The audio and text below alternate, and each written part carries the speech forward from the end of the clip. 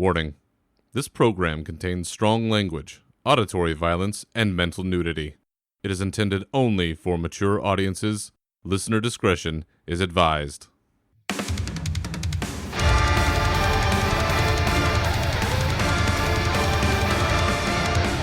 Welcome to your uncensored home for all things Warcraft. With your hosts, Berzerker and Navox.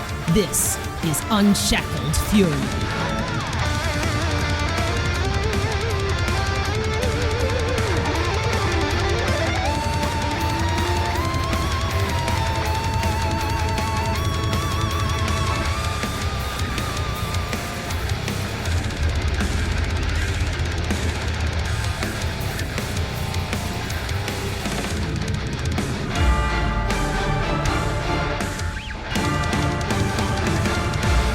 It is Super Sunday, it's early in the morning, and we're resurrecting the spirit of the Dark Moon Herald to bring you a little coffee and casting.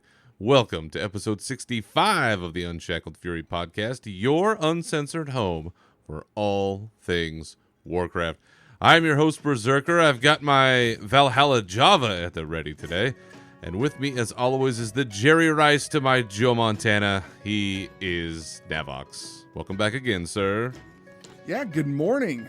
Good morning. It's a big Super day Bowl here Sunday. today. I know. So Jerry Rice, Joe Montana, let me think here. Did he do 35 receive? Jerry Rice received 35 touchdown, I believe, from Joe Montana, right? Isn't that his record? And then he got It's tons. he got like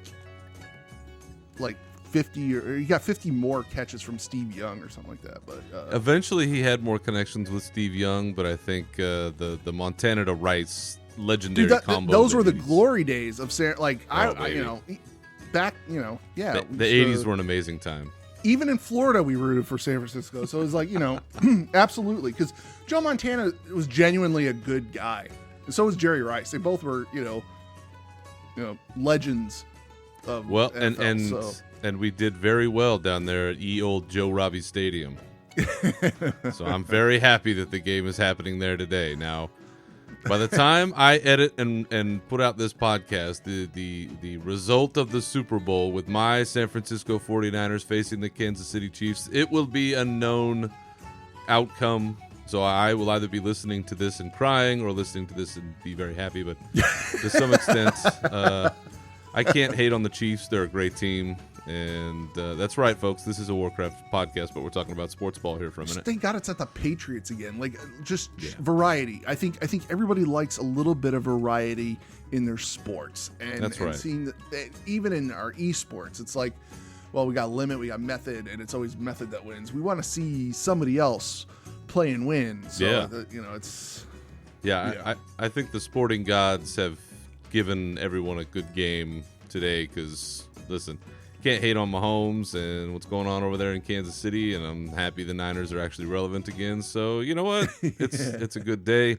I'm making some brisket tots for the nice. Super Bowl party because I did smoke that first brisket, which I brought everybody along for on Twitter. Dude, the mac and cheese. Come on.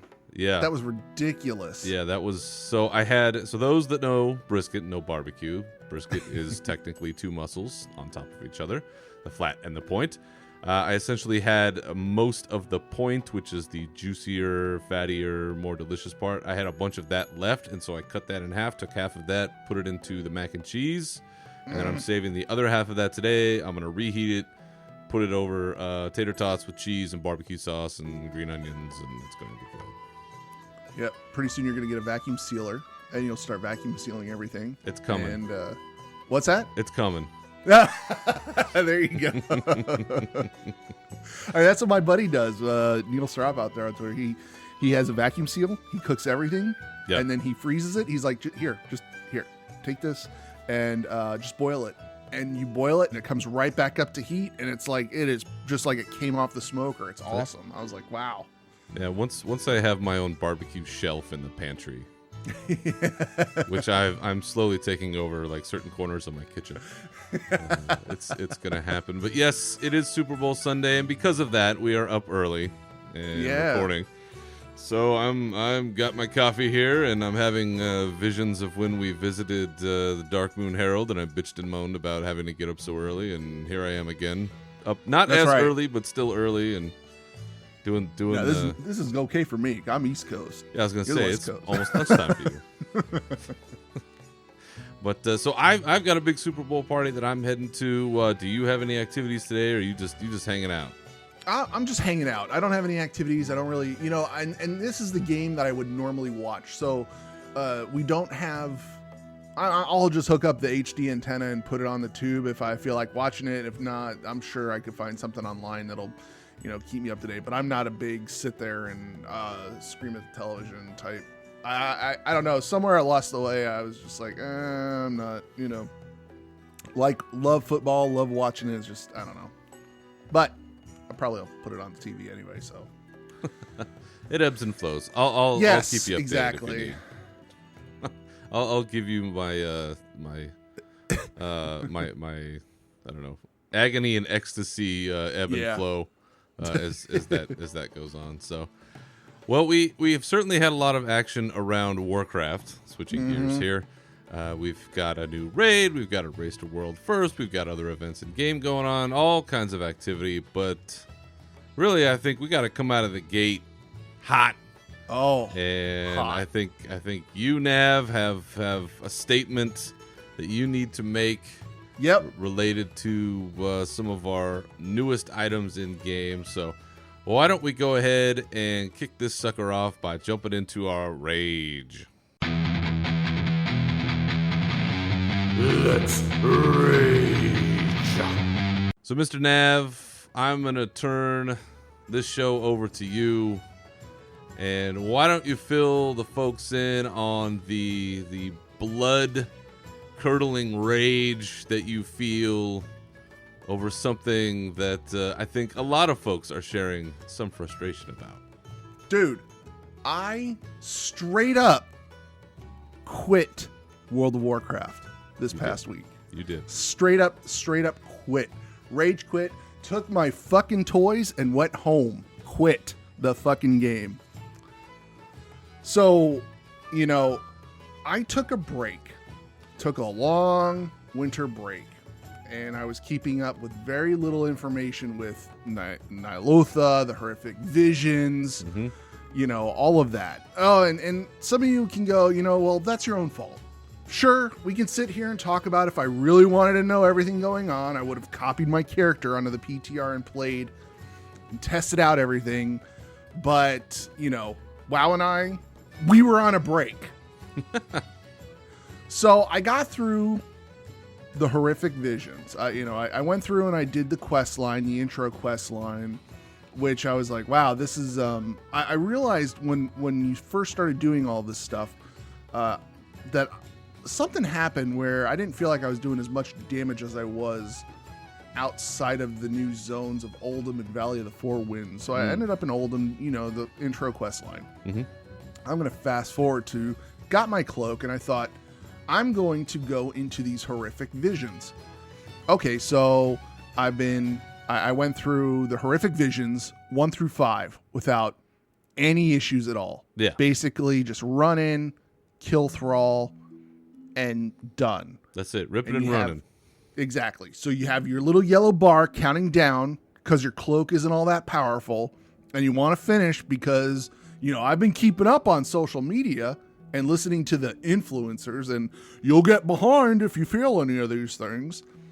Then on the other side, you get the YouTube videos explaining how to do the visions, and that's where I made a mistake. I watched a video of this YouTuber running through Stormwind, destroying everything. Then I see he's basically got a full tree of talents on his cloak. So I go into... on my rank 6 attempt, this is the part that made me rage quit Warcraft. On my Stormwind attempts, I run in, I go to the Dwarven district, I'm killing stuff, I'm doing my thing. I click on a bomb, and I start going around the area, and all of a sudden, whoa, I'm getting ping-ponged all over the fucking place. I'm leaving the ground. I'm getting knocked into mobs. Uh-oh. It's constant. Like there's a fire underneath your feet and you're getting ping-ponged all over the motherfucking place. Uh-oh. That time, the first attempt, I actually just pulled, there was just too much stuff. So I ended up dying. My bar didn't go down or, I just ended up dying. So I come out and I'm like, okay, well, all right. So that happened. This is a group thing. I have to do it in a group. I put together a group. Mm-hmm. And I'm thinking, okay, great. We got a tank, a healer, and some DPS. Nope. Everybody got ping-ponged into stuff. We failed the second time. So I burned through 2 vials, right? The third time I go in there and same thing happens. We're like, all right, so listen, let's not go to the Dwarven district. Let's do the trade district. So we go in there and then all of a sudden everybody gets ping-ponged into mobs and then knocked into an elite. And at that point, we ran out of the yellow bar because we were constantly just in combat. And it was frustrating. And, I'm trying to figure out, okay, everybody's like rank 6 and 7 at this point. I'm trying to figure out where's the disconnect? What's happening here on my side? The next round, I look at the map and the game should explain what you need to do. Nope, negative. The game map and quest lines show you that the item you need is in one of the lost areas, the dark purple areas. For those of you listening that don't understand the areas, you've got, the lighter, if you look at the map, you got a lighter purple and darker purple. Darker purple is the harder stuff. Mm-hmm. You got the corrupted zones, you got the lost zones. So, the stuff you need basically is you just need to do 2 different areas, and you don't have to kill the end boss. So I didn't know you didn't have to kill the end boss. I thought I had to kill the end boss every single time. No. And so I was putting a lot of pressure on myself to rush through. So, I went in and soloed. I tried to do it solo, and then that fire mechanic on my 4th attempt kept ping-ponging me. It was nonstop ping pong. I'm like, this is annoying as shit. I don't know how people are doing this. And so I fucking rage quit that fucking game that time. When I fucking lost that one, I was like, I would have flipped the desk over. I was like, I'm fucking done. I'm sitting here. My wife's looking at me. She's like, what's wrong? I'm like, I can't beat this fucking thing. I'm like, I'm so mad. She's like, you were very mad. And I was like, I have the receipts. I have screenshots. I'm so done. And then, I promptly resubscribed after like 3 minutes. I think it was the quickest unsubscribe. I just want to make my point known that I'm unsubscribing. Here's my letter of disappointment and anger. And by the way, I'll resubscribe. And so that, I was really, really angry and pissed off about the fact that, one, if you're in game, the game should explain everything you need to do, and it doesn't. You have to go to these third-party sites. 2, when you're trying to do the one in Org this week, when you're trying to do the one in Orgrimmar this week, it shows you a Stormwind map. For me, when I open it up my map, I'm like, it's a Stormwind map. I disabled all my add-ons thinking it's an add-on doing that. I go and talk to Rathion. They're like, here's the map. And I'm like, that's fucking Stormwind. That's not Orgrimmar. I don't know why it's doing this. So weird. I deleted all my cache, WTF, all that crap, logged back in the game, checked the map. Nope, same thing. So I ended up, that was what was just frustrating, me, was the shit ass game quest information. I should have all that information I need to do, but no. That's Blizzard, you guys really need to get on it so that when you're doing stuff in game, it kind of makes sense. And if you're only needing to do the 2 pages, show the locations of like, okay, you need to do point 1 and point 2 to get this map. Don't just put a 1 in an area and expect people to go, oh, well, I can go do it over here instead. Mm-hmm. I follow I try to do everything in game the way I've known how to play this game for a very, very long time. I'm like, okay, well, there's the objective on the map. That's where I need to go. Well, the one sitting in one of the lost areas, and I'm like, that doesn't make sense to me because I won't be able to do that. So yeah, that was my big fuck you moment to Blizzard for that short period of time. But I am resubscribed to the game because it's still a game I enjoy playing, and I am now ranked 6 because Orgrimmar is considerably easier than Stormwind. Yeah. So, yeah. So that was my frustration. I think, and what's funny is I made it known. Like I was like, oh my god! I went into my raid team's Discord. I'm like, I'm fucking done with this game. Blah blah blah blah blah. Mm-hmm. And they're like, we thought you were taking a break anyway. And I'm like, yeah, old habits, they die hard. So it's like, well, to be fair, you were taking a raid break. Yes, that is true. Right. True. And they're like, it doesn't really matter if your cloak is one or the other. That all it helps is with your corruption. And then eventually I learn, okay, well, I can do these things solo and fare a little bit better. And I'm sure there's going to be a point where I'm going to group, but I think I'm going to be real selective with the group that I put together to do this with. I think we're going to make sure that everybody's got the right stuff to go in there and do it as a group, because everything scales when you go into these things. So I found it much easier on a Fury Warrior to do Bladestorm and Anger Management and run with that. I forget what essence it is, but it basically it just Focusing Iris. Focusing Iris mows everything down. So if you want to do a big pull, you do a big pull, get everything in front of you, and you just blow it up with the Focusing Iris. And there you go. I was raid spec'd and not. You should probably respec for some of these things. So like, I'm not used to using Bladestorm all the time, so I use that, and it made it so much easier in Org. Like I'm gonna go back in there and get my rank 7 today. I'm just like I went from rank 8 because I got 6 to 7, and now I just need to do one more for rank 8. And I was like, is it worth it for me to get rank 8 this week, or should I wait till next week? I think I'm gonna do it this week while it's still Orgrimmar and still kind of easy, because the thing in there is it's those eyeballs that show up on the screen, and it's real simple. You just jump, and it gets rid of those things. But yeah, that was my adventures in 8.3. The first week it was out, literally made me rage quit. Yeah. So.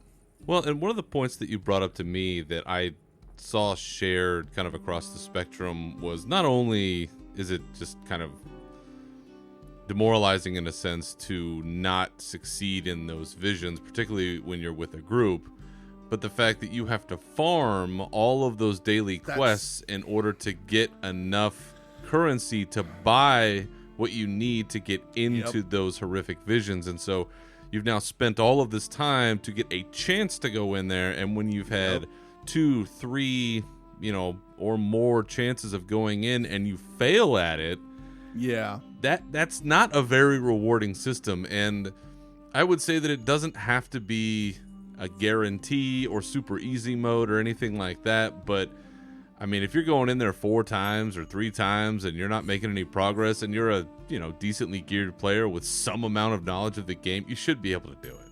Yeah, and I think and I was trying to compare this to the Mage Tower, because we used to have to farm those we used to have to farm the thing in Legion, the Isle there, and you'd get enough coalescing visions, maybe that's something. Okay. And I don't think it was that much. I don't think it was the same amount. I think they came a lot easier. Yes, yeah, exactly. So I had tons of those.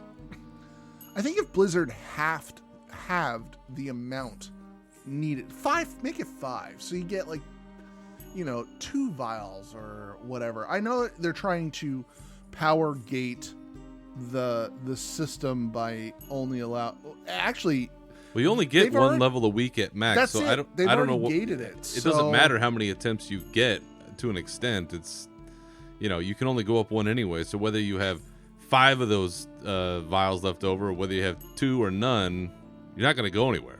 And you can't go in and you can't help other people if you don't have vials.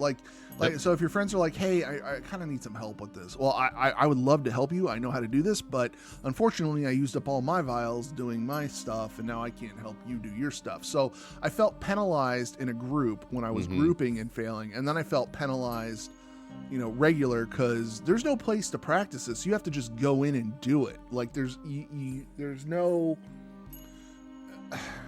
Sure, you can go out there, you can read all the guides you want, but it doesn't... Reading the guide and doing and experiencing it, two different things altogether. And it's data playing poker. Yes. You got to experience it firsthand. Yep. There you go. And see that flow, because managing your sanity as you're running through there and knowing when to drop your orbs that bring back your sanity, or you have other abilities, and whether or not you've spec'd your cloak to run things solo or run things as a group. There's different abilities that kind of help out different ways. I mean, I have been going in solo. I'm behind, to be quite honest. I haven't played as much this week because, and we'll get to this later, I've actually been playing and enjoying Warcraft 3. Sorry, folks. Oh, no. Yeah, I know. Someone's enjoying Warcraft 3. Shit. What did I do now? Hell? But yeah, I think that's also something to take into consideration too, is how are you gearing yourself, like you said, with your own spec, whatever that is. It's also an issue of how are you putting talents on your cloak, because that can also make a difference depending on your makeup of just you or you and 4 other people. Right. So, well, I'm glad that you're back into the fold, and that your exit wasn't too long. But yeah, this is certainly a concern that is shared by many. I have seen this across a pretty wide spectrum of folks saying, this doesn't feel quite right. Some more strongly than others, but I have a feeling this is something they're going to continue to tweak. They've already changed this once, so you can get at least one more run per week than you could before, I believe. So I wouldn't be surprised if they did it again as ranks get higher and people are trying to catch up. And, that's kind of how it always goes. It's a little tougher at first, and then they ease up to let people back in. Because the complaint about alts isn't going to change. Having to now drag an alt through all of this, too, is going to be very time-consuming. So I'm actually doing that. I was trying to do a one-to-one comparison of 448 item level geared rating tune versus somebody who just opened and unlocked the content on like I have a cult here and I leveled up, so I'm trying to do that. I still haven't unlocked the cloak on him yet, but it is time consuming. It's time consuming to me, at least, because I log in and I just want to do the stuff on my main. I don't know. I honestly don't know.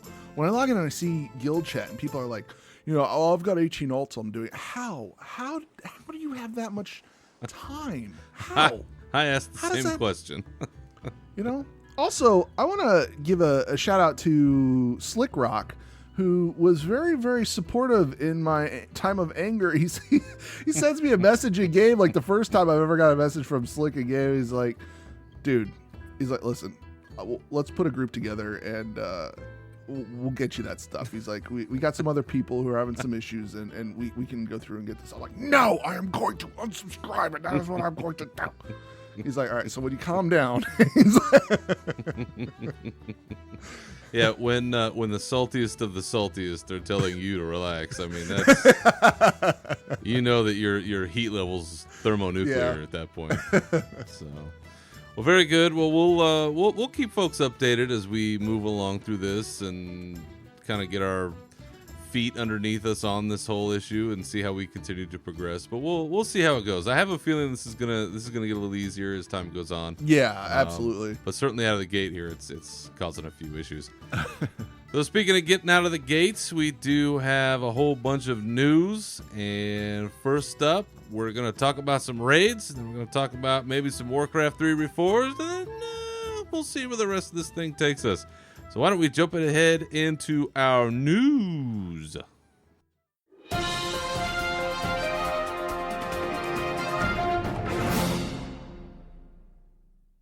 So the raid that we discussed in the previous episode is now out.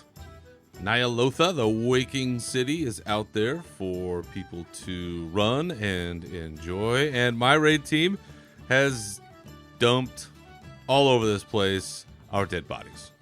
Oh, really? This raid is no joke. Yeah. And I'm enjoying it.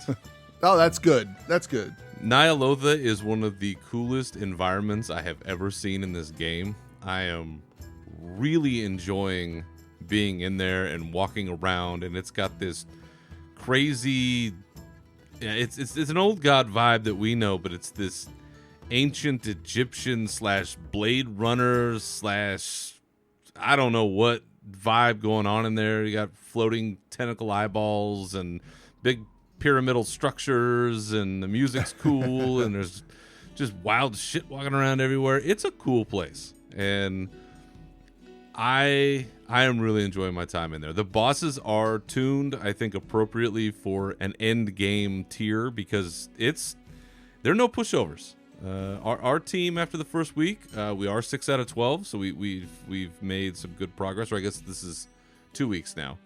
After 2 weeks, we're 6 out of 12, which I think that's a pretty good pace. But we have to be on our shit to get this done. Yeah. The second boss in particular, I think, has way more health than it probably should have, but it's a well-tuned raid, I think, up to this point, and we're really enjoying ourselves in this raid, except for at least former guest on this show, Copper Bolt, who hates all of the tentacliness that's going on, and so she's, I think, pulling a I'm staring at the floor strategy so as not to look around and see all of the weirdness that's going on, because there's some weird stuff. Yeah. But what a cool raid, man. The variety of the fights, really enjoying it. There's a soccer boss, which I think is kind of funny, where you have to kick a ball around and get it into a goal, sort of, kicking it back into a portal. Seeing Wrathion, even though, is it Wrathion? Is it not? It's not really. That was kind of fun. And what I really enjoy, just something to point out on that fight, is when you do the Wrathion fight, you're kind of in this open area where you can see Azeroth behind you, and it's like a Google Maps, Google Earth version of Azeroth, and it's really neat because when you look at it, you can see kind of like all this topography going on, and there's no labels or anything, but it's the most lifelike, enhanced version of Azeroth I think I've ever seen. And it's super cool because, it's slowly spinning around and you can kind of get a whole view of the planet. So for all of the theory folks out there that say there's another continent on the backside of Azeroth, I'm not seeing one.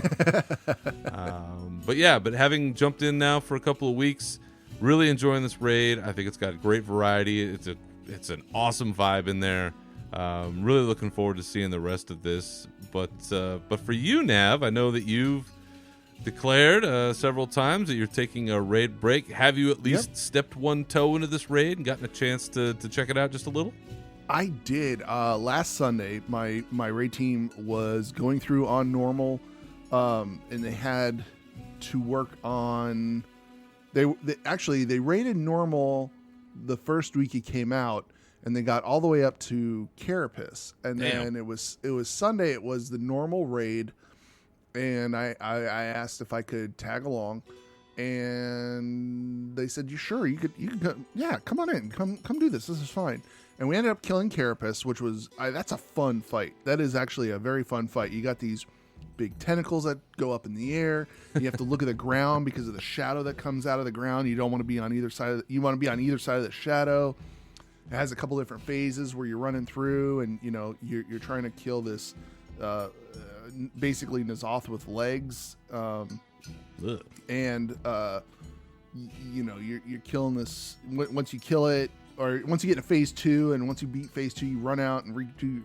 It's a really neat. I will admit, it's a really neat zone, and the atmosphere was really cool because during that fight, if you look up in the sky, you can see, oh wow, it's N'Zoth. He's so huge, it's awesome. And then we ended up working on N'Zoth. It's that fight itself. That fight I actually found to be a lot of fun. The end boss, I didn't have a lot of fun with Jaina, and I didn't have a lot of fun with Azara? Ajara. I didn't. Nobody had fun with that fight. Ajara wasn't fun. Jaina wasn't fun. I think the N'Zoth fight is very fun because at one point you break up into teams. One side does a top side, the other side does goes into a portal and takes care of stuff in there. Well, aren't you going into N'Zoth's brain? Oh, that's it. Maybe that's it. Maybe you're going into his brain and taking care of those. I don't know. There's tentacles that come on the ground. You kill them. You can't work ahead, and he drops shit on the floor. So it's like, and your job is to damage that thing and then get back to your bodies. I thought it was very, very well. I think that's a very well designed fight. I thought it was pretty fun from what I experienced. So at some point, I'm sure I'll see the first couple bosses. At some point, it's just I'm not, yeah. So you'll see. LFR will treat you well, I'm sure. Yeah, absolutely. LFR, if it ever treats anyone well. Yeah, I hope that what you'll find is kind of akin to what I experienced was, going from boss to boss. I mean, the boss fights are what they are. I think so far they're pretty good, but it's also going through the raid itself and going through the zone, because you're walking kind of over from one platform to another, and then you're going kind of down into an area, then up over an area, and I really wish that I had sort of the GM ability to back way out or to kind of fly around on my own and see sort of the zone as a whole, or to be able to experience it. Because when you look over the edge of like certain platforms, you can look and you're like looking way down into something, and there's tentacles and other baddies down there that you can't target, so they're just part of the environment or part of the art assets they put together. But it just looks cool. Well, and that's something I wanted to touch base on prior to us talking about the raid, was the fact that we're seeing the new, to me at least, I feel like it's new technology that they've developed where they're able to transform the zones live. Like the zones can transform live now. So when you're going into like Valley of the Four Winds, for example, or Oldham, they have floating structural platforms that just form. So, I think, and this is going along with going into Shadowlands and Torghast and stuff like that. That's going to be a completely random zone every time you go into it. And I'm supposed to be. I'm excited to see what they're able to do with this, with what they're doing. I know it doesn't seem like it's, grand. Oh, big deal. They're doing this. No, I think it is a big deal because. Oh yeah. Something I've been talking about on the show for a long time is I want to go revisit these old zones. Well, I'm getting to do that, and they've reintroduced these old zones and new quests in these the old zones, and they're redesigned. You've got all this cool new technology. So I congrats to them with that, and yeah, I will say it's pretty interesting. Yeah, the phasing tech has revolutionized what they can do. Yeah, and there's no question about that. With their ability to, like you said, transform even old zones, or to do things midstream, or to, be able to add that level of dynamism into the world. It makes it a living, breathing thing that can adapt and change over time, because we all know, those of us that have been around and played, and even if you play through right now, it's a really awkward experience to go from, oh, here's Stormwind via Cataclysm days, and then we go to Outland, and that's a different time, and then Northrend, that's a different time, and then we're back, and then we're in Draenor, and the king is still alive, but he's really dead because I know I've seen a boy king, and there's like 6 different timelines all happening at once, and it's very confusing, and this presents them an opportunity to be able to flatten that out. Yep. Or bring things up at least into the modern time, so when you go to, let's say, Pandaria, it's not completely destroyed and overrun with the Shah, because we defeated them. Right. But if you go through that time, and you go through those raids, and you go through those quest lines, you see that stuff. So it to your point, it's a huge change. And I welcome it. I'm super happy about it. Yeah. Like we talked about before, going down to Uldum, seeing it new and different, that's pretty sweet. Vale of Eternal Blossoms all fixed up and then going to hell, pretty cool. So yeah, I definitely am on board with you with that. But the new raid, man, for those that have gotten to check it out, hope you're enjoying it too, the same way that I am. I'll tell you who who's definitely feeling some pain over this raid, is our folks in the Race to World First. Yeah. As we've kind of joked about that before, sucks. the Race to World First is ongoing as we speak. We have basically two teams. The two teams we figured were going to be duking it out for World First are in the running: Complexity Limit and Method, the Harlem Globetrotters of the Race to World Firsts. They're still in it. When we went to bed last night, Limit had the lead at 11 out of 12 down. Yeah. And Method was one behind. Well, overnight, Method got the Carapace kill. So as we record right now, they're both 11 out of 12. This has only been going on now for a few days. This started just back on the 28th, so they've been going hot and heavy here for a few days. There have been some bugs that have affected this run, and people have certainly made noise about the fact that, they didn't do enough testing, and how are they going to do this? And Yeah. and it happens every time. I don't know that they can test this enough ahead of time to work this out. And it's an unfortunate byproduct, I think, of the desire to have a Race for World First, that you're probably going to have a surprise mythic portion of the N'Zoth fight. And Wowhead seems to be teasing that they've data mined some things, but nobody's seen it yet. Yeah. So it's kind of like when Raden was a boss back in Mists of Pandaria, nobody had seen it. They'd never tested it, and people just ran right through it, I think, because they didn't know whether it was overtuned or undertuned or whatever it was. But here we are once again. There's bugs happening, and I know, Nav, you took a look at them. So hopefully you can recount for me what exactly were the bugs that were going on, and what problems did they present? There was a damage bug that was causing an enormous amount of damage to happen at random times. So they weren't able to plan for it. Like certain points of the fight come up, you're like, okay, healers, at this point, you're going to need to do this.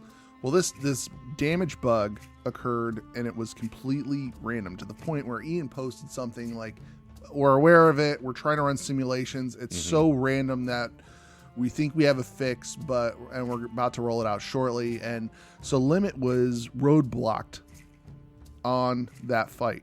Patch came out, then they had to change their strat based on the new mechanics of that fight, which set them back a little bit, and then eventually they went into fight N'Zoth, and after a wipe, N'Zoth was bugged and wouldn't spawn, so they were stuck. like N'Zoth wasn't spawning for them, so that it was like, okay, what do we do? Okay, well, let's run some split runs. And so if you tuned in and you were watching a bunch of rogues, demon hunters, and monks in a raid, and you're like, what the hell is this? Why are they doing, they were running split runs during that time to, try to get some more gear. But yeah, it's frustrating whenever you're watching these things. I'm sure it's really, absolutely it's frustrating to the players who are going along and they're like, oh, good, things are working great. And then they run in they experience all these bugs. Yeah. And everybody who says, Limit had a 24-hour lead. Well, not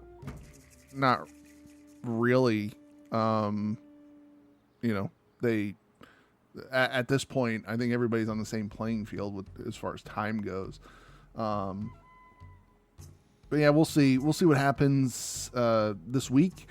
I think he's going to last one more reset. And you think so?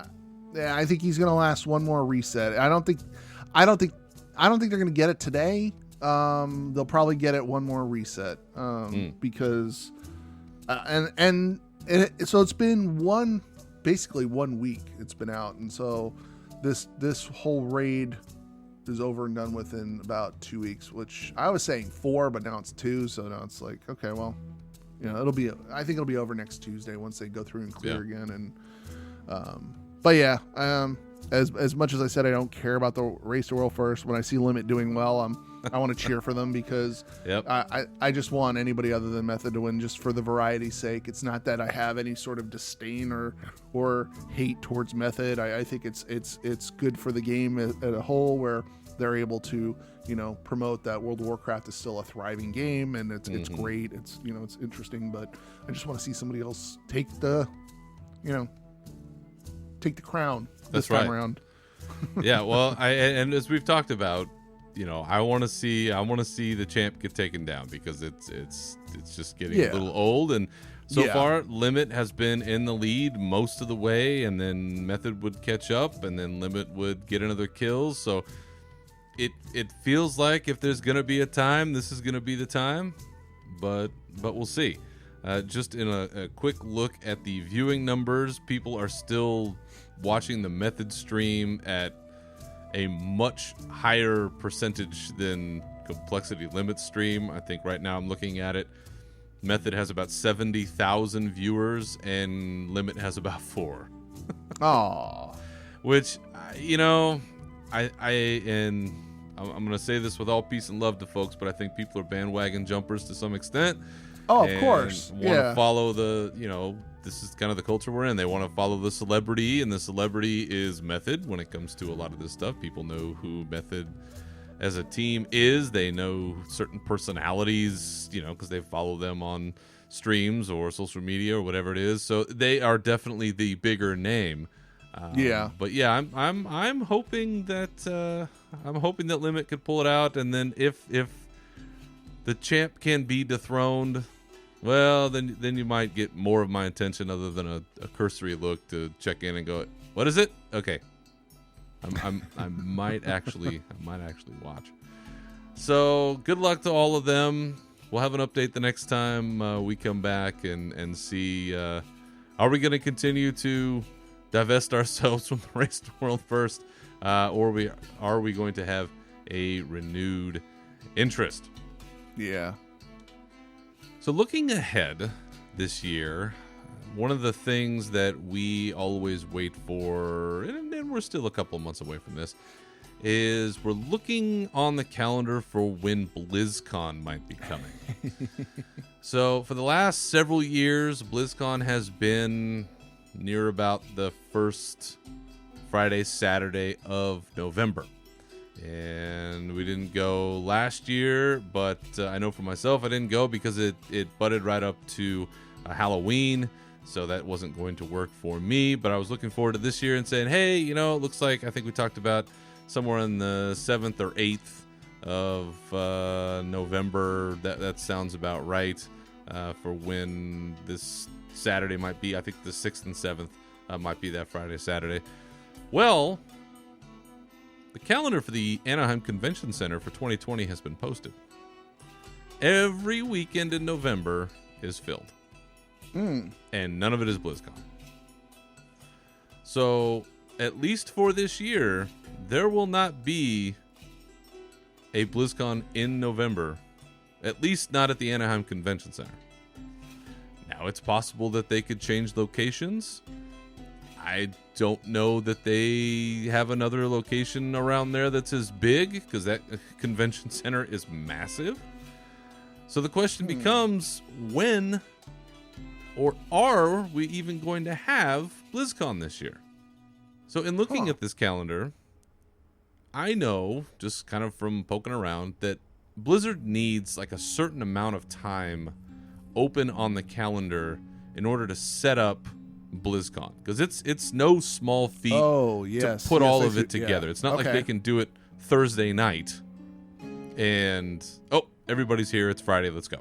Like I see what you're saying. Yes, they need a solid period of time to put everything together, and then have that weekend, and then do a teardown. So I'm looking at the calendar now, and I'm looking at October instead of November. And what I see is there is a gap of time where the calendar is open from the 15th to the 30th. Yep. So to me, it looks like if we are going to have a BlizzCon at the Anaheim Convention Center this year, it looks like the weekend of the 23rd and 24th of October looks like a good time for that, because that gives you about a week and a day to set up and another week or so, 5 days to tear down. We could probably find out. You could probably call them up and say, hey, listen, we're setting up BerzerkerCon, and we see that the dates of the 23rd, or 24th, and 25th are not taken. Can we reserve that spot? That's a good idea. That might be a good bit for this show. Call up over there. Well, the other thing I was thinking about doing was calling the Hilton. Yeah, there you go. Because they will not let me reserve rooms on certain days when big things are happening, I've noticed on the app. So maybe I could call and say, hey, do you guys already have a block of rooms going on? But thinking about this, too, is we're also trying to figure out when is Shadowlands going to come out? I think a lot of us are thinking August, September. Yeah, August, September. Would be in line with what we've had the last couple of expansions. But I have seen a lot of concern in the community that when BlizzCon rolled around this past year, I think people were underwhelmed with how much of Shadowlands they were shown. And I think that there's some concern that it will not be that early in the year, that perhaps we're looking at October, November, December release. So it makes me wonder where all of this falls, and if it's not in October, let's say Shadowlands isn't ready, they're still working on it, whatever the deal is, do we even have a BlizzCon this year?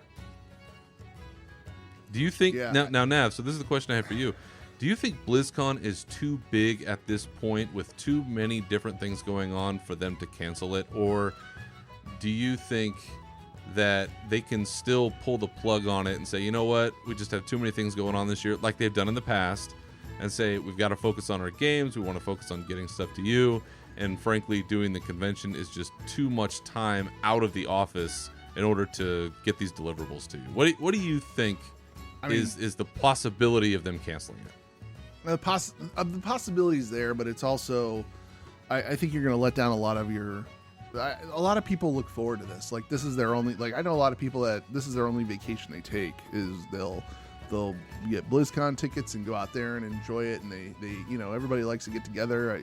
I see it all on Twitter. I see it on Discord. Everybody genuinely likes to get together. But I do see your point with everything changing with the esports. Everybody, they're setting up this thing with YouTube. They're getting everything set up there. The possibility is always there for them to cancel, but I always feel like, oh, there's no BlizzCon this year. Surprise, there's BlizzCon. It's always that. It's because they do. I believe that they do make. I do believe that they do make some money off of BlizzCon. The tickets alone are I would think, are pretty expensive. So I mean, to generate revenue, I think it's in their best interest to have the con. What if they move to an all streaming format? Like, instead of doing the big convention center style thing, what if they just had panels running from, Blizzard HQ, and then you bought a stream, and then you just went from like conference room to conference room, and they showed you things, and they did like a Twitch chat style Q&A and stuff like that. Do you think that would be a viable option, or again, are we too big at this point? I think we're too big at this point. I think it's expected. It's almost like, I know that E3 is getting a little bit long in the tooth, and we may be seeing the end of E3 here after so many years, but it's almost, it is that big. Like even Comic-Con, you see the San Diego Comic-Con every year. So it is that big where, it's almost a guaranteed that they're going to have it. Yeah. All right. Well, let us know, folks. Take a look at the calendar. You can go to anaheim.net, and that's where you will be able to pull up the calendar for the convention center. It's part of the website there. Tell us what you think. Take a look, see if you think our guess is right. Maybe that sort of 1, 2, 3, 4th weekend of October might be the right mark, if we're going to have it at all, or if you think it might land somewhere else. So let us know. Looking at the calendar a little sooner than this, just as a quick update, there will be a fourth quarter earnings call for Activision Blizzard this week on February the 6th. As folks who've listened to the show for a while know, we've been kind of keeping a closer track of the finances of the company coming out of last year when they had layoffs and their stock took a dive and all of that stuff going on. So a hope for me is that coming out of that on the next episode of this show, we'll have a full rundown of where the company stands this year as opposed to where it did this time last year when all of the shit was going down. If you are interested in the call, you can call in yourself and listen in. It's going to happen at 1:30 Pacific time on that day. There is I think, investor Activision website you can go to, and all the information will be there. Just as a quick comparison, because this is the quick and easiest one I can pull out, the year-over-year stock price between the company right now from this year to last year is $46 a share is what it was at this time last year. It is now $58 a share as of right now. And that's actually down a few dollars than what it was just a week or so ago. And I think a lot of that is due to the next item we're going to talk about, which is Warcraft III Reforged. So, Warcraft III Reforged is something that was announced a couple of years ago. It was brought to our attention that Blizzard was going to be updating this classic game for the modern era. Mm-hmm. And it brought along a lot of hype, and I think people, including myself, very excited about it. Like, yes, like this is classic Blizzard storytelling. Like, if you play Warcraft, a lot of the stuff that we know and a lot of the storylines that we played through are coming right out of Warcraft 3. I mean, we even play a dungeon, the Culling of Stratholme, which happens in Warcraft 3, right? So, I mean, we're coming straight out of the chute on this one. They talked about updating the sort of the characters in game, the environments, that they were going to have some cutscenes that were going to be updated, that there were going to be some other, I think more tech side stuff, Nav, that you probably understand better than I. We're going to have some updates on that end, but it was going to be, just bringing the old into the new, and it was going to be great. Mm-hmm. I don't know that I have seen a rougher rollout for a Blizzard game in quite some time than what Warcraft 3 Reforged has experienced. Yeah, I don't know. When haven't they, I don't know. When hasn't there been an issue with a rollout of a game like this? I mean, I think Warcraft Classic was pretty good. I didn't buy Warcraft 3. I still have Warcraft 3, but I didn't really play through it. I might pick it up at some point and play through it. So my expectation of the game is not going to be what I guess other people's expectations are, but people are up in flames over on the forums, starting to get attorneys, this, that, and the other. I'm like, you guys are silly. This is stupid. What are you doing? I don't know. All they've done at this point was with all of the negativity that people are spewing. From a game developer's point, you have to think like, okay, well, all right, well, fuck it. We won't do any of the other ones. We won't revamp Diablo. We won't revamp, Rock and Roll Racing or something like that. It's like the whole StarCraft. Your Lost Vikings revival is Lost dead. Yeah, exactly. It's like, I don't know why people are so up in arms. I don't know what they were expecting when they logged in to play Warcraft 3. Were they expecting to see their Warcraft characters? I think it's a few things colliding at once. So I know when this first came out, I know what my first impression was what happened in my mind was I'm getting updated environments, I'm getting updated character models, but the biggest thing that I wanted, updated cinematics. I saw one of those, yeah. Because to me, some of the quintessential Blizzard Warcraft franchise cinematics come out of Warcraft 3 when you have, whether it's orcs and humans having their battle at the beginning, which is Thrall's Dream, or you have when Arthas shows up in Lordaeron and murders King Tyrannus. Those are all classic Warcraft cinematics, and to see those redone, reimagined, updated, whatever it was, that was the first thought that I had is, man, I would really love to see that. I mean, they were good then, and they still hold up fairly well. Right. But yeah, compare that to Shadowlands, the Shadowlands cinematic. I mean, it is different. that's what I was expecting. Plus, they had shown, I think in 2018, a version of the Culling of Stratholme where there was this in-game cutscene that they had created to show the intro to then going in and doing that particular quest or that mission or whatever you want to call it. Well, over time, I think that they realized that expectations were getting a little out of hand. And so I recall at BlizzCon, I can't remember if it was, I think it might have been last year or somewhere nearabouts, they had told people, we're not redoing all of the cinematics. Right. And I think, in fact, the only one that they actually redid, which I haven't watched yet, is the one where Arthas and Illidan fight. I think that one they did redo from scratch, or they did a new one or something. All the rest of the classic cinematics, all they did was just, I think, kind of upgrade them to HD or something like that. But they're the same ones that they always were. Okay. I read that when it happened, and this is some time ago, and I was like, it's kind of a bummer because that's what I was hoping for. But you know what?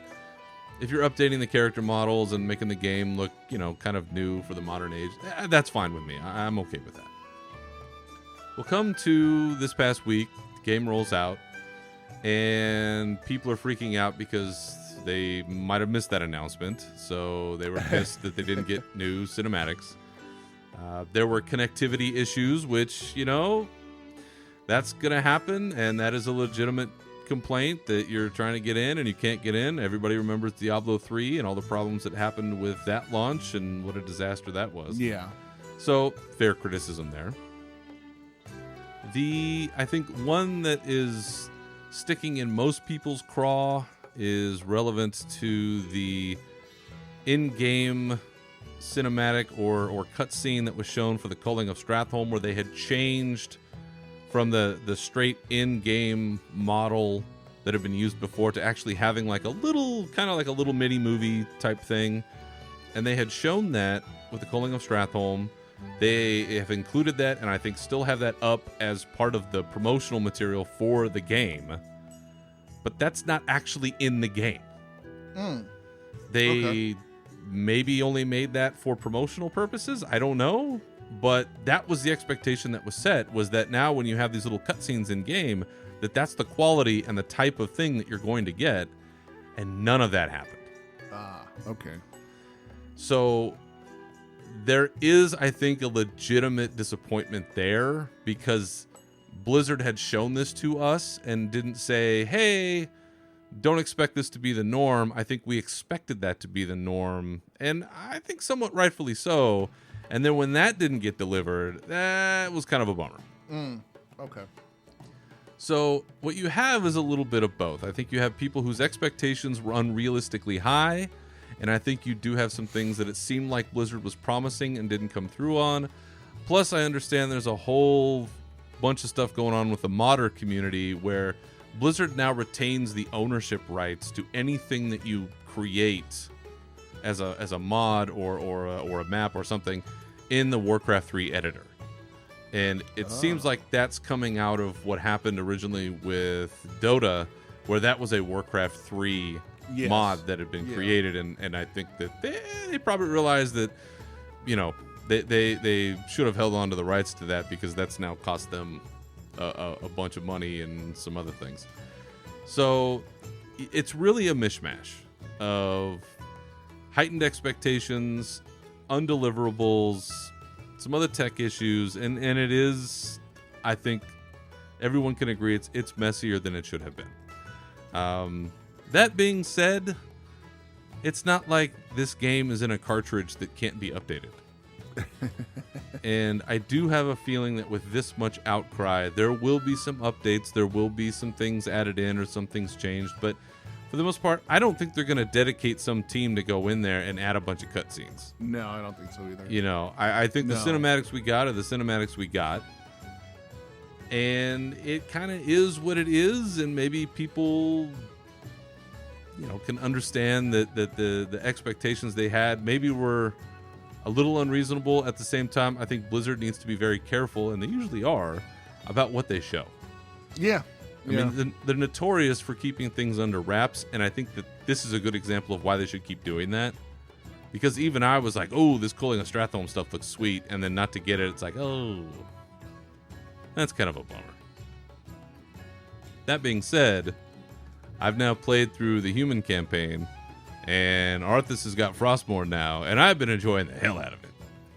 So, it's a fun game. It's a great story. I'm enjoying the updated version of it, so I haven't had any of the connectivity issues that other people have had. I don't do multiplayer or PvP or any of that stuff. I just am playing the campaign mode, and so far it's been fun. It's been great. It's awesome to hear Chris Metzen as Thrall again, and I think Samwise Didier even does a voice of somebody in there. And going back through what are the quintessential Warcraft stories, I'm honestly having a great time.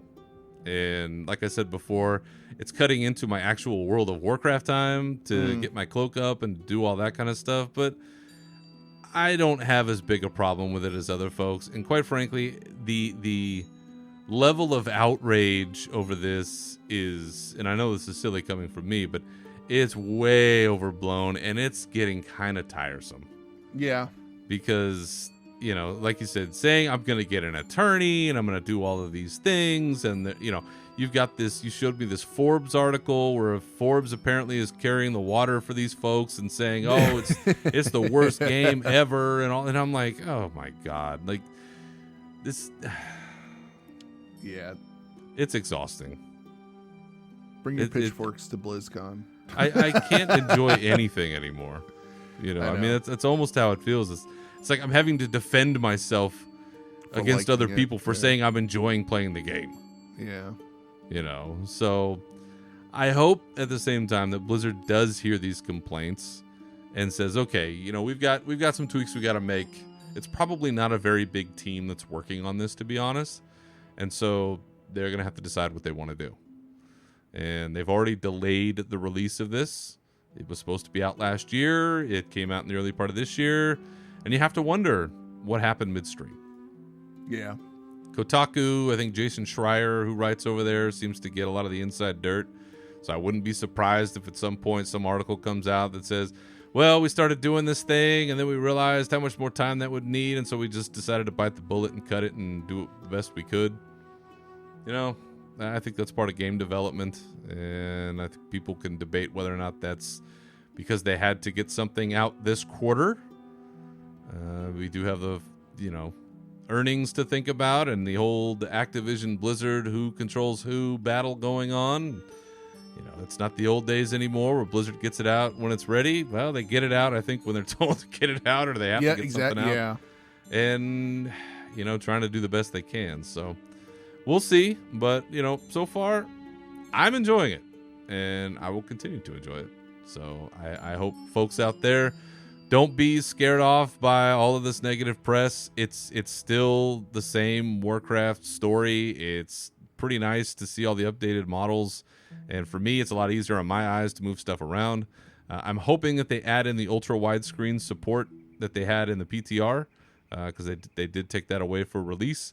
Hopefully they'll add that back in at some point. But that's totally a first world problem, and I can live without that, because it's still a pretty fun game. But for you, Nav, do you have any intention of checking this one out at some point, or are you gonna wait a little while longer, maybe wait until it's patched up and goes on sale? That's probably what I'll do. I'll probably wait till it's patched up and go on sale and then pick it up. I still have my original copy I still have my original copy in the box in the closet. Like, I have the original one I picked up.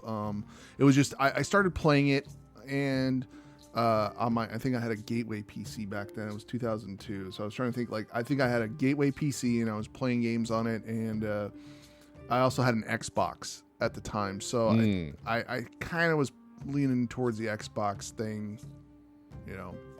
so that's where I was at that point. So I never got to finish it, so yeah, missing out on a lot of lore and story there. So much.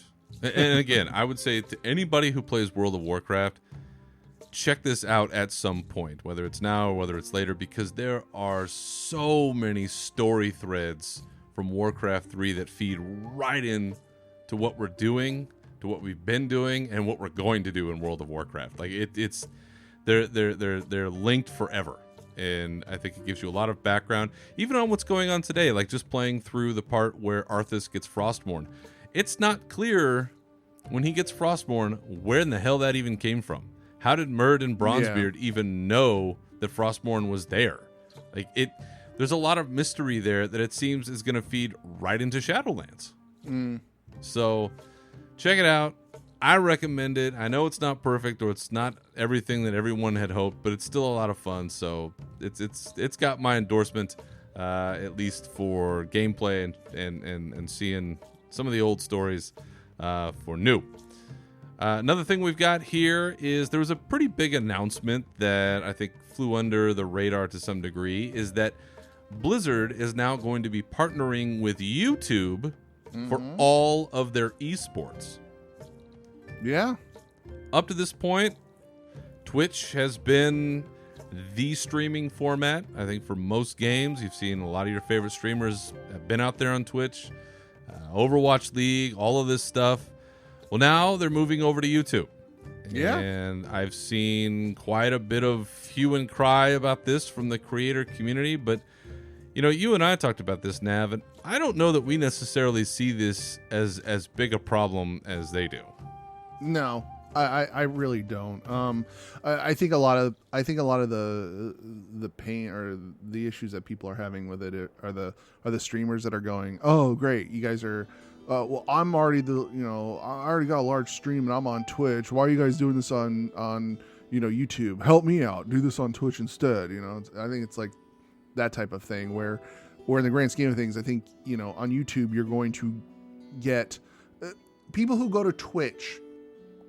Generally know that they're going to a gaming platform site, and if you're not really following the gaming thing, you're not knowing I need to go watch all this stuff on Twitch. Whereas YouTube has a broader base of views from different people who may not exactly know what's going on and may be attracted to this because it's now in YouTube and they're like, oh, this is what's trending. I do that all the time. I go into my what's trending app on YouTube and I'm like, oh, look, this is trending.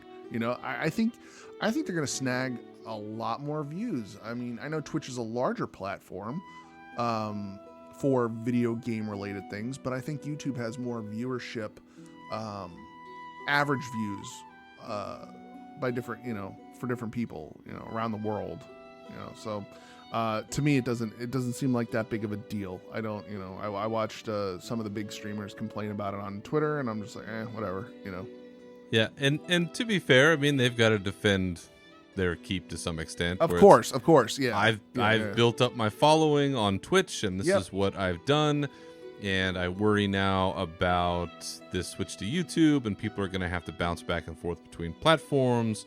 Or maybe there's some business deal with YouTube that doesn't benefit the creators as much as it would have on Twitch. And to an extent, I get that because they have to, sort of protect their own domain to some degree. For some of these folks, this is how they make a living, and now that's a threat to that income. And I get that. I understand that makes sense. But to your point, YouTube has 2 billion. Yep. 2 billion different viewers per month. That means 2 billion individuals are checking out YouTube. That's enormous. That's it is enormous. It's a sizable percentage of the planet's population. And a lot of these Twitch people were on YouTube before they were on Twitch. That's where they got their following on YouTube. They started on YouTube, went to Twitch, and then they're like, I don't want to look back. It's like, okay, well, you're not using all your tools in your toolbox. You got all these tools you can use, and you're supposed, like Hazel does a really good job of this. She makes videos on YouTube. She streams. Same with Taliesin and Evitel. They have a YouTube video that they put out, and then they stream on Twitch. And it's all about using your toolbox. And I think YouTube's a good thing for that. But like you said, it's 2 billion people. I mean, It's enormous, and from a business perspective, I mean, that's what this is they're trying to bring more eyes to their product. And I think here is the difference. We are gamers. We go to a gaming site. We are watching esports because that's our jam. if you want esports to grow, if you want it to grow beyond just the fiefdom of gamers, you have to treat it as though it is a professional sport, the same way that you would treat NFL, NBA, NHL, Major League Baseball, whatever, major franchise you want to, or league you want to pick. And you have to broaden your horizons, which means that you have to get on a non-gaming platform to get non-gamers to be interested. Yep. I remember when they showed, when they showed Heroes of the Storm on ESPN, and people lost their minds. Yes. I was like, this is crazy. The first time we've ever seen video games on broadcasted television. Yes, I remember that. And I remember that being very exciting. Now, there were some people who were like, oh, nerds, you're on ESPN. Listen, we're all nerds about something. Y'all are nerds about the NFL draft. We're nerds about maybe that and, who's going ham on the core. We can do all of those things. So for me, I don't really see an issue. I think YouTube, honestly, is more user-friendly for me than Twitch. I've never really been a big fan of Twitch and trying to find things there and keep track of things there. I think YouTube does a much better job. So it can have some benefits, and I hope that it does in the sense that it grows the viewership and grows interest in Overwatch League and the Warcraft, the Dungeon Invitational, or the Arena World Championships, those kinds of things. I hope it does grow the audience for those things, because that is the intended goal. So we'll see. Listen, I could be wrong. Maybe Twitch is where it's at and only where it's at, and we're doing a great disservice by backing this move. But I, for one, not too upset to see this move, and I hope that it helps grow the esports side of things, because they've definitely taken a hit in recent years, and we've seen the profile diminish to some extent. I know there was controversy over the pool or the pot that was paid out to players at BlizzCon for one of the Warcraft esports events. Yeah. So maybe this will help out. Last thing this week, Nav, I've got an update for you. Yeah. On the charity server I purchased. Yes. And the broken charity server that I purchased. And what Blizzard's planning on doing to help remedy this situation. Okay. So as we talked about, a whole bunch of folks that had purchased these charity servers from Blizzard received them in a less than sterling condition. Folks had seen the plexiglass covers shattered or broken. Perhaps the servers themselves had seen damaged bits. It was not great. Well, just this past week, in fact, just 2 days ago, I got an email from Blizzard, and I assume other people did as well, providing what their choice of remedies are for this situation. So they sent out this email saying, hey, understand some folks may have received these damaged. Sorry about that. No, that's disappointing. So here's what we're going to offer you.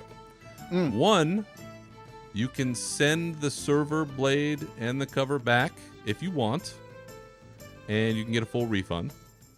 That's option one.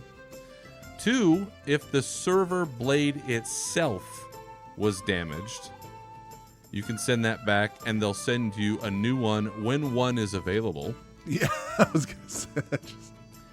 And not only that, but it may not be the same size as the original. It may be something a little different. Yeah, I mean, technology changes all the time, yeah. Sure. Okay. So we'll see. That could be the case. Or if you're in my boat, where the server blade seems fine, but the plexiglass cover was damaged, let us know that that's the case, and we'll just send you a new cover once we can get them manufactured in possibly 15 weeks. So in about 5 months, I may have a new cover. Now, the cover being the whole external shell of that server? Yes. Oh, my God. Yeah, okay, so I will have to take the cover off and then gently put the new one back on and then try to put it back on the stand. I predict that anybody who goes that route, we will see pictures on Twitter of people pissed off that they've cut their hands on. I've cut my hands on those server blades. There's so many sharp edges. Be careful when you do it. It's not like you're playing with knives there, but there's a lot of sharp edges. But I think we're going to see that down the road on Twitter. People are like, oh, I replaced it, but look at my hands are all cut up. It's like, or I broke the new one. Yeah, I broke the new one. I pushed too hard to try to get it together, and it didn't happen. I guarantee that will happen. I used my power drill and forgot to set the right setting on it. Yeah. Yeah. So it appears that I'm probably one of the lucky ones where my case it had those broken clips in it, so it should be relatively easy to take. I know I can take off the old one, no problem, but putting the new one back on, hopefully that's not too arduous and I don't break it or cause a problem. Maybe in the intervening time they can figure out a way to make them a little bit stronger or something to that effect, so that way when you put it back together it's a little bit sturdier. Or don't ship it that way. Just ship the server, ship the plexiglass with it and show instructions on how to put the server in the plexiglass and call it it's like. Well, and one of the things they note here, too, is it's first come, first serve. So, I mean, you could be waiting an indefinite period of time to get a new server blade if that's what happened. Yeah. So, I wouldn't. I wouldn't. If it was me, I wouldn't chance it. I would just, if you've got a server blade and it's cracked, just wait the 15 weeks and get the plexiglass because, you've already got the server. So, they have addressed it. I have already put in my request for a new plexiglass cover, and once that comes in, I'll do a little documentation on Twitter so folks can see that. So that'll be probably about June at this rate. It may be May or June, but I'll show folks out there what's going on with that, and hopefully a lesson has been learned all the way around. Lots of lessons to learn. Yeah. This time around. So, all right. Well, that'll do it for this episode. Other than this fine program, where can the good people find you on the internet, Navox? You can find me over at Twitter and Twitch. I am at NAV_OX. And I also want to say one thing. I want to give a huge shout out and thanks to Ask Mr. Robot with their How to Keep Up in 8.3. I posted up on Twitter. Just Google How to Keep Up in 8.3. They have a blog post of it. It's excellent. You can go out there and read it, and it'll make things so much easier to understand. We do love that robot. Yes. As for me, you can always find me on Twitter at Berzerker Rage and this show at Unshackled_Fury. Feel free to contact this show with your questions, comments, or otherwise at unshackledfuryshow@gmail.com. And you can find this show on SoundCloud, Spotify, Apple Podcasts, Stitcher, and Google Play. So once again, thank you for listening. Remember to keep your swords wet and your banners high, and go Niners! Farewell.